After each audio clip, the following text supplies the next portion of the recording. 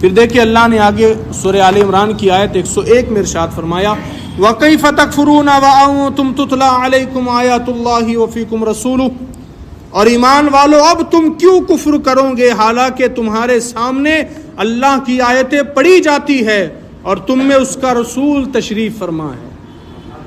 یعنی کہ وہ اسی وقت یہ نازل ہوئی آیتیں جب وہ دونوں لڑ رہے تھے آپس میں، تو اللہ نے نازل کیا ایمان والو تم کیوں کفر کی طرف پھرو گے دوبارہ، حالانکہ تمہارے سامنے تو اللہ کا کلام اترتا ہے، تمہارے سامنے اللہ کے کلام کی تلاوت ہوتی ہے، اور بس نہیں ہوا اس پر تو تمہارے درمیان تو اللہ کا رسول بھی موجود ہے، پھر بھی تم آپس میں لڑ رہے ہو، پھر بھی دستے گریباں ہو رہے ہو، پھر بھی یہودیوں کی سازشوں میں تم آ رہے ہو۔ تو اللہ نے کہا کہ تمہارے درمیان تو اللہ کا کلام بھی ہے، تمہارے درمیان تو رسول بھی ہے، پھر بھی تم آپس میں ایک دوسرے سے لڑ رہے ہو۔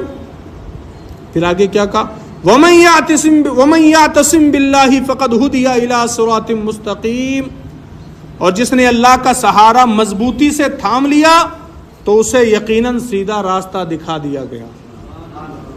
جس نے اللہ تبارک و تعالیٰ کا سہارا مضبوطی سے تھام لیا اسے یقیناً سیدھا راستہ دکھا دیا گیا۔ اور اللہ کا سہارا کیا ہے؟ قرآن اور رسول کا دامن۔ اللہ کا سہارا کیا ہے؟ قرآن اور رسول کا دامن۔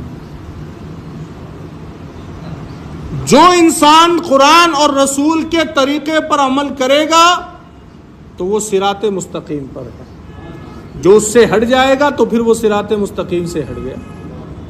اللہ نے خود کہہ دیا، اور یہاں دو گروہ کے اندر صلح کراتے ہوئے اللہ نے یہ آیتیں نازل کی ہے کہ تم کیوں کر آپس میں لڑ رہے ہو، حالانکہ اللہ کا کلام بھی موجود ہے، تمہارے درمیان رسول بھی موجود ہے۔